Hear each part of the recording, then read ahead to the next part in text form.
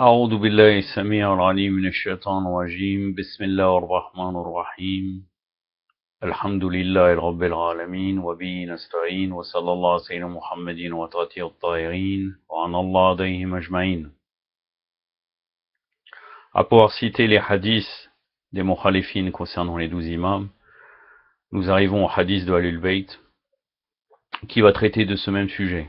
Ça sera en deux parties. Dans la première partie, je citerai le hadith de la tablette, et dans la deuxième partie, je citerai un extrait que je commenterai d'un discours de l'imam Rida alayhi salam concernant les qualités de l'imam infaillible alayhi salam. Donc pour commencer, là ça serait juste la lecture de ce hadith, dans le hadith de la tablette. Le hadith il nous a été rapporté par Shir Sadour, de la part du cinquième imam, donc l'imam al-Baqir alayhi salam, et que Jaber ibn Ansari alayhi salam avait transmis. En une occasion, j'entrais chez Fatima Zahra alayhi salam, devant elle se trouvait une tablette, et le nom des successeurs de son père y était inscrit. Je les comptais, ils étaient au nombre de 12. Et le dernier se nommait le Qa'im, Allahumma salli ala Muhammad, c'est-à-dire l'intègre, ou le droit, ou celui sur lequel la religion va être établie. 3 d'entre eux se nommaient Mohammed et 4 d'entre eux se nommaient Ali. Ça c'est dans Kamal ad-Din wa Tabam al-Nirma, la page 181. Le hadith dans sa version complète, cité de la tablette, nous vient de l'imam Mehdi Faraja. Il a été rapporté par de grands transmetteurs de hadith, tels que Shir al-Mufid, Shir Kholeini, Shir Sadouk et Shir Toussi. Radwanullah alayhum. Ils ont chacun rencontré pour leur part ce hadith de la part d'Abderrahman ibn Salim. Ce dernier l'avait rapporté d'Abi Basir, Radwanullah alayhi, et lui du 6e imam, l'imam Ja'far Sadiq alayhi salam. Il est dit, mon père déclara une fois à Jaber ibn Abdel al-Ansari, j'ai une requête à te demander. Quelle heure de la journée te convient pour que je puisse te voir en privé et te demander une question? Jaber répondit, quand vous voudrez.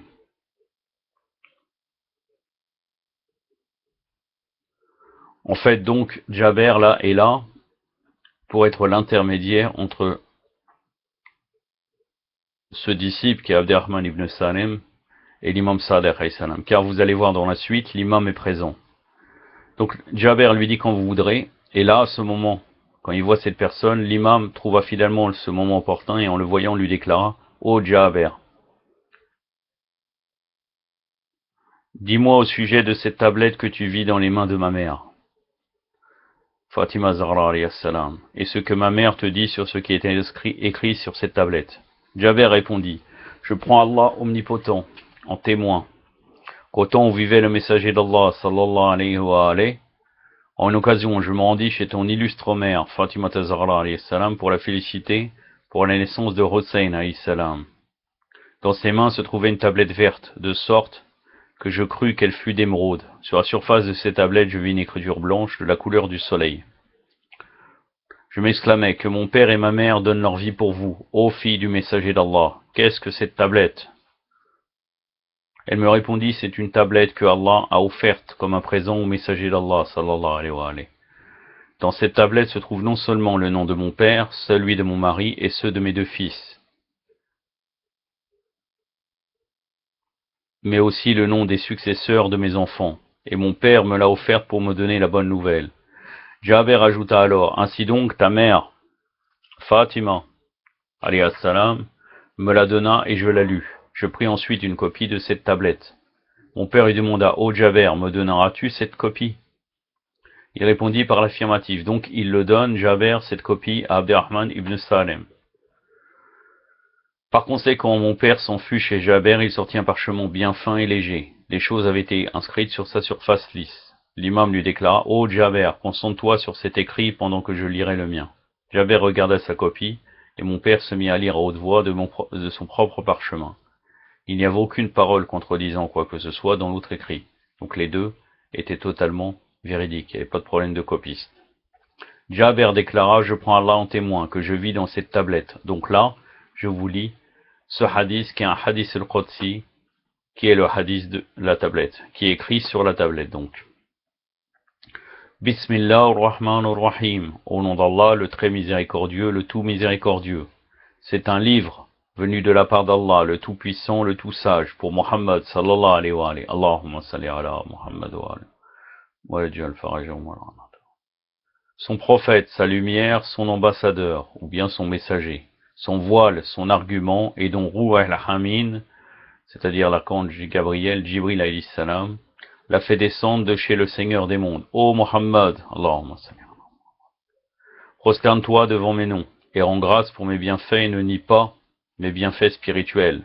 C'est moi ton Seigneur, et il n'y a aucun autre Dieu excepté moi, celui qui brise les tyrans, qui fait parvenir des richesses aux opprimés, qui rétribuera au jour de la rétribution. C'est moi ton Seigneur, et il n'y a aucun Dieu, autre Dieu, excepté moi.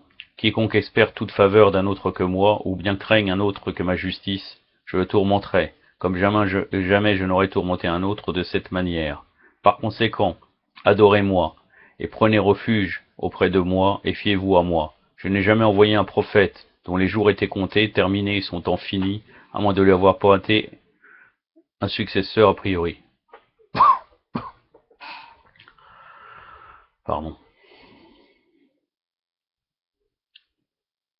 Donc il y a une règle, à chaque fois qu'un prophète va décéder, il y a forcément un successeur. Ce que vous verrez par la suite, la terre n'est jamais dépourvue de Hodja, sinon la terre sera détruite. Quand on arrivera au hadith d'El-Kafi, nous arriverons à ce type de hadith, Inch'Allah. Et je t'ai rendu supérieur à tous les autres prophètes, et rendu supérieur ton successeur à tous les autres successeurs. C'est pour ça qu'Imam Ali alayhi salam est Sayyid al-Wasiyin, le seigneur des successeurs.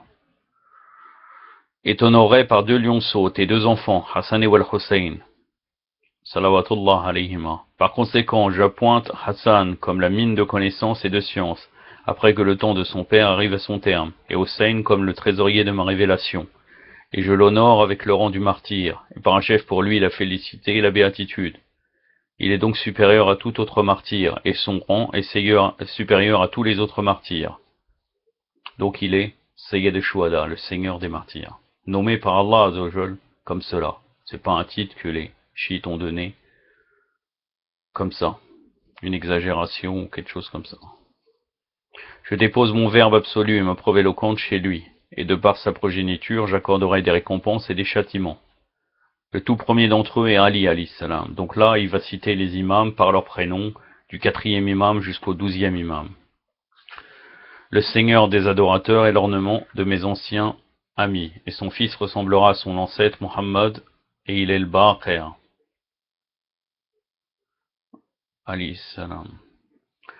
Le trancheur pénétrant de ma science est la mine de ma sagesse, et bientôt seront anéantis tous ceux qui douteront de Ja'far. Celui qui le reniera ressemblera à celui qui m'aura renié. C'est une parole véridique de moi, et j'honorerai le rang de Ja'far, et le réjouirai parmi ses suivants, ses aides et ses calamités. Après lui, c'est Moussa, dans son temps une calamité aveugle et noire se répandra partout, car les liens du devoir qu'on me doit ne se déchirera pas, et ma preuve ne restera point cachée, et la soif de mes amis sera étanchée complètement. Celui qui renierait l'un d'eux aurait renié mon bienfait, et celui qui changerait l'un des versets de mon livre m'aurait calomnié. Et lorsque le temps de mon serviteur, mon ami et mon représentant Moussa alayhi salam sera arrivé à son terme, malheur aux calomniateurs et à ceux qui renieront Ali, mon wali et mon aide, celui dont je mettrai les lourds poids de la nubuwwa, donc de la prophétie, sur les épaules, et je mettrai cela grandement en épreuve et en toute puissance pour leur exécution. Un monstre tyrannique le tuera, il sera enterré dans une ville où un serviteur pieux l'avait construite, il se reposera aux côtés des pires gens parmi mes créatures. Ce que je dis est vrai, et je le réjouirai avec son fils Muhammad, le calife après lui, l'héritier de sa science. Il est la mine de ma science, le détenteur de mon mystère et ma preuve pour mes créatures. J'offrirai le paradis aux serviteurs qui croient en lui, et j'accepterai son intercession pour 70 personnes de sa famille, qui auraient tous mérité le feu sans exception, et je parachèverai la félicité pour son fils Ali, alayhi salam, mon wali et mon aide, et le témoin parmi mes créatures, et mon homme de confiance pour ma révélation, et lui je ferai naître Hassan, celui qui invitera les gens à ma voix, et qui sera le trésorier de ma science, et je paracheverai tout pour lui avec son fils qui est le nom, le même prénom que celui du prophète sallallahu alayhi wa alayhi. Puisque là il est indiqué uniquement les lettres, après entre parenthèses son prénom, mais parce que dans Allah Azza wa Jalla lui-même, puisqu'il est conseillé, il est déconseillé de citer son prénom à l'imam Mahdi alayhi Faraja, par taqiyya, ou même d'ailleurs en taqiyya peut-être on peut se dire, il n'est pas dit ça, il est en règle générale, nos imams nous ont dit de ne pas citer son prénom. Après il y a des explications, il y en a qui disent taqiyya, pour pas que les ennemis le touchent et le connaissent. Mais c'est une fatwa des imams, donc on doit essayer de l'appliquer, de ne pas citer son prénom. Je paracheverai tout pour lui avec son fils, donc le même prénom que le prophète Muhammad sallallahu alayhi wa sallam, qui est la grâce de l'univers, rahmatan lil alamin. Il aura la perfection de Moïse, la valeur de Jésus et la patience de Job. Alayhum salam. Wa afdal salat ala Muhammad wa ali Muhammad. Dans son temps, mes walis seront humiliés, et leurs têtes tranchées seront offertes comme des présents aux autres, comme les têtes tranchées des Turcs et des Daylami. Ils seront tués, massacrés et brûlés, ils seront épouvantés et craintifs.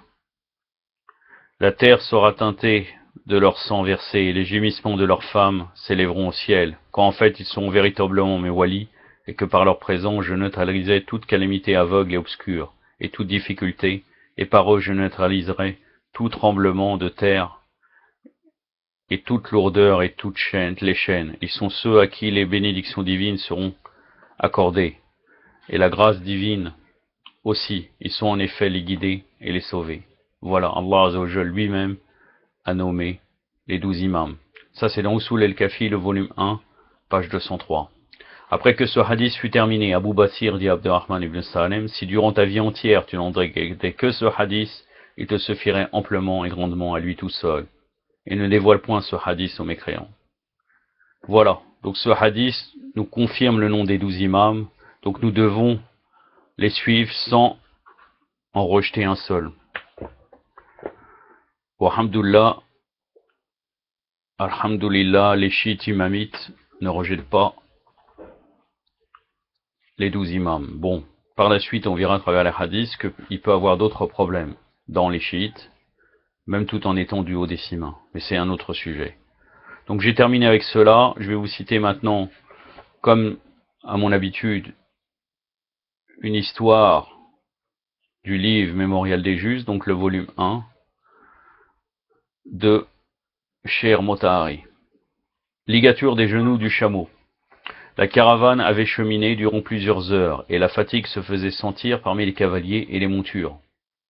Aussi, dès qu'elle atteignit une étape alimentée en eau, la caravane fit-elle halte. Le prophète sallallahu alayhi wa sallam, qui accompagnait la caravane, fit agenouiller lui aussi son chameau, et descendit de monture. Tous envisageaient avant toute chose de gagner le point d'eau et d'accomplir les préliminaires de la prière, donc, en l'occurrence, les ablutions. Après avoir mis pied à terre, le prophète sallallahu alayhi wa sallam se dirigea vers l'eau, mais après avoir parcouru une certaine distance et sans mot dire à personne, il retourna sans mot dire à personne. Il retourna vers sa monture. Ses compagnons se demandaient avec étonnement s'il n'y aurait pas désapprouvé ce lieu pour y faire halte, et s'il n'allait pas donner l'ordre de repartir. Ils attendaient donc toute oreille l'ordre du départ. Or l'assemblée se redoubla d'étonnement en voyant qu'arrivé à son chameau, il prit un lien et lui attacha les genoux, puis repartit vers sa destination première. Les exclamations s'élevèrent de part et d'autre. « Oh, envoyé d'Allah, Ya Rasulallah, pourquoi ne pas nous avoir demandé de faire cette besogne à ta place, et t'être donné la peine de retourner sur tes pas, alors que nous aurions été fiers de te rendre ce service ?» Le prophète sallallahu alayhi wa sallam répond, « Ne sollicitez jamais l'aide d'autrui dans vos affaires, leur répondit-il, et ne vous reposez pas sur les autres, ne serait-ce que pour un cure-dent. Allahumma salli ala Muhammad wa ali Muhammad. » Donc la prochaine fois, je serai dans le hadith de l'imam Reda, qui décrit les qualités des imams. Ça sera un extrait du hadith. Et par la suite, il y aura notre croyance concernant les imams de Mohamed Reda Muzaffar, puis un long hadith aussi de l'imam Reda, qui décrira les qualités des imams. Nous n'en sommes pas là, je vous ai décrit les 3 prochains épisodes, Inch'Allah. Wa sallallahu alayhi wa sallam Muhammadin wa atratir al-tahirin. Wassalamu alaikum wa rahmatullah.